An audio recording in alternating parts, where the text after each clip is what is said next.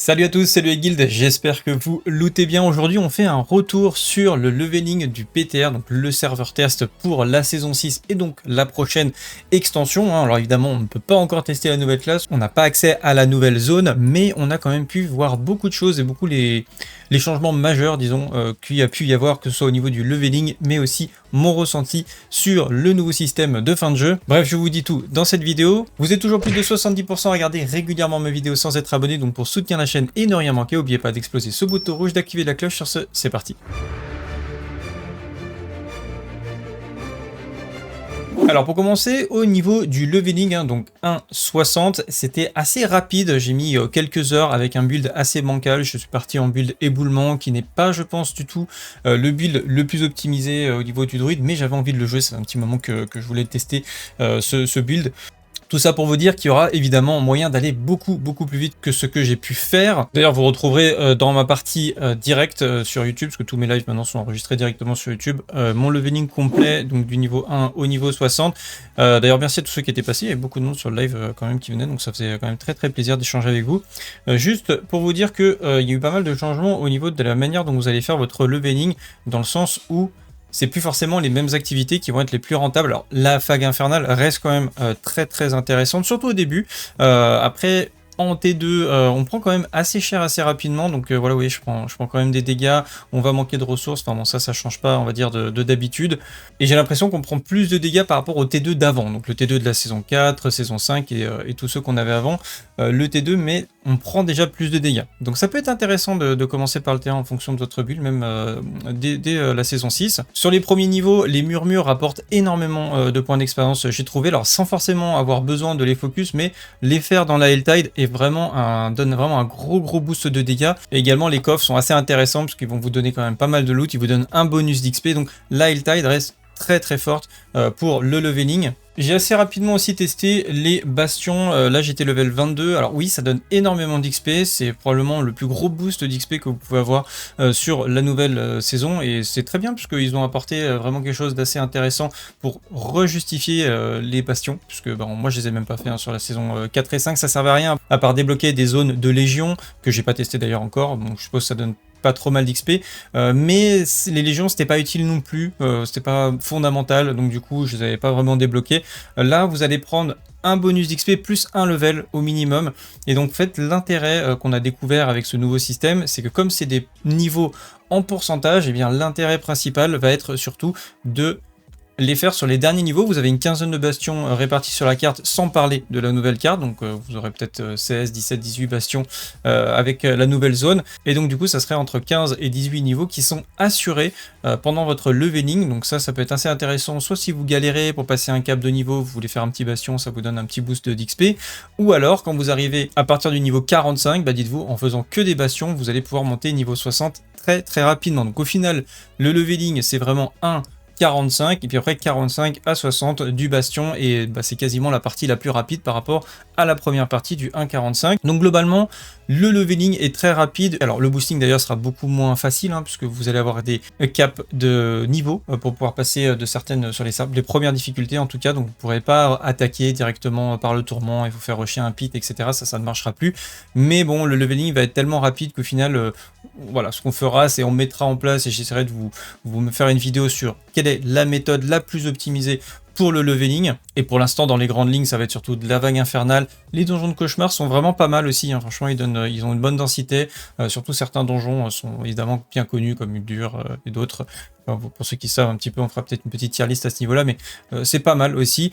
Même si vraiment la Helltide, voilà, pour l'instant ça reste quand même vraiment la zone à privilégier. Et surtout, alors vous avez la jouvencelle évidemment qu'on connaît très bien dans les zones de Helltide. Donc la jouvencelle que vous devez invoquer avec les cœurs que vous allez trouver en Helltide, et ben elle est particulièrement intéressante. Alors j'ai remarqué au début c'était pas mal, mais c'est surtout qu'au bout d'un certain moment où vous allez pouvoir commencer à dropper du légendaire, elle vous apporte énormément de manuels de trempe, parce que j'ai eu beaucoup de mal à en choper, mais elle en dropait quasiment systématiquement.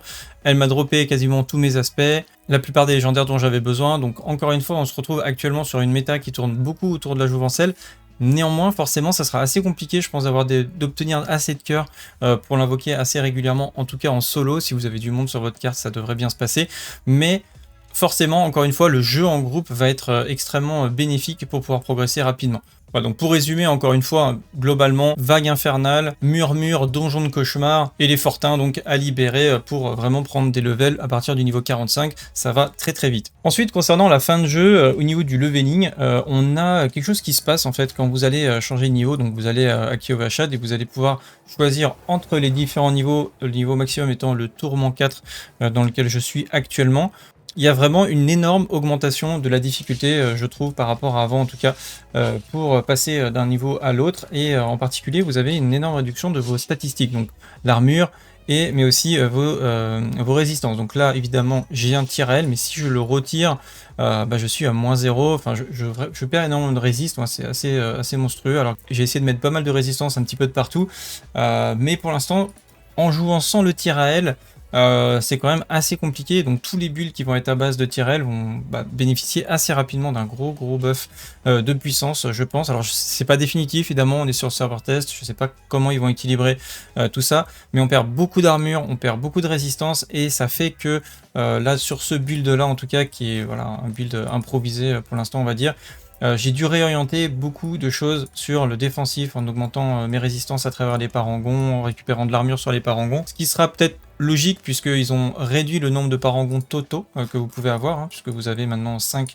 tableaux maximum, ce qui va peut-être vous demander d'aller chercher, par exemple avec beaucoup plus de points, des notes de résistance qu'on n'utilisait pas trop juste là. Donc là par exemple, je suis en train de débloquer des parangons et je peux récupérer du all resist, etc. Donc peut-être que c'est aussi pour nous obliger à utiliser un peu plus toutes les nodes qui sont disponibles dans le parangon pour compenser et d'avoir des builds peut-être un peu moins offensifs. Dans tous les cas, ce nouveau système, je trouve, il met en avant certains objets qui deviennent, à mon sens, complètement indispensables, comme le tir à Hellmight, et j'ai peur que certains builds risquent d'avoir du mal à compenser s'ils ne peuvent pas l'utiliser.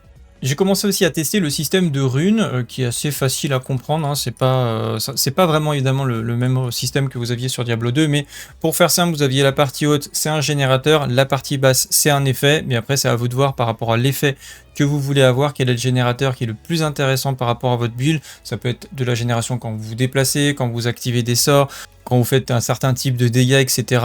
Donc là, il n'y a pas 50 solutions, il faut faire des tests, il y aura évidemment des builders et des gens qui vont trouver les méta. Mais c'est vraiment très très simple à comprendre.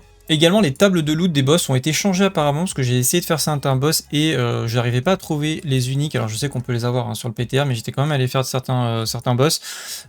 Et du coup, je n'arrivais pas à dropper mes uniques. Donc je pense que les tables de loot ont été modifiées. Donc je vais attendre que WoW la mette à jour. Et à ce moment-là, sur Camillas.fr, vous avez le guide farmé, donc le farming ciblé pour la saison 5. Je le mettrai à jour quand ça sera possible sur la saison 6, et vous aurez donc les tables de drop qui sont indiquées directement en bas avec les différents objets qui devront, je pense, être modifiés pour cette saison 6, et je vais ajouter les nouveaux objets pour la nouvelle classe.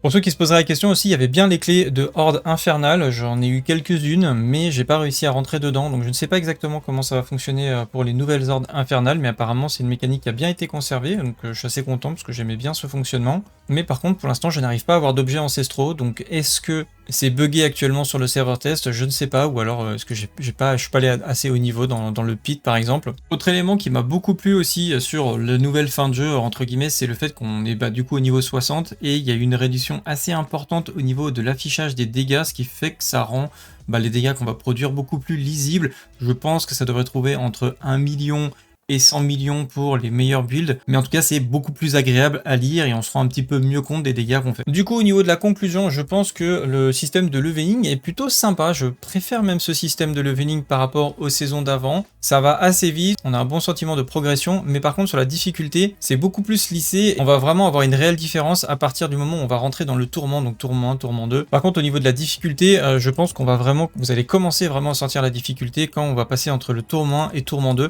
C'est vraiment à partir du tourment 2, 3 et 4 que là vraiment je trouve qu'il y a des énormes sauts au niveau de la difficulté. On va suivre évidemment les différentes mises à jour et modifications qui vont être annoncées par Blizzard à ce niveau-là, mais il faut s'attendre quand même à pas mal de gros changements au niveau du gameplay. Voilà, et c'est tout pour ce petit retour du serveur test. J'espère que ça vous aura plu. Si c'est le cas, likez, partagez, abonnez-vous. On se retrouve sur le Discord si vous avez des questions. Sur ce, salut à tous, salut à Guil, ciao bye.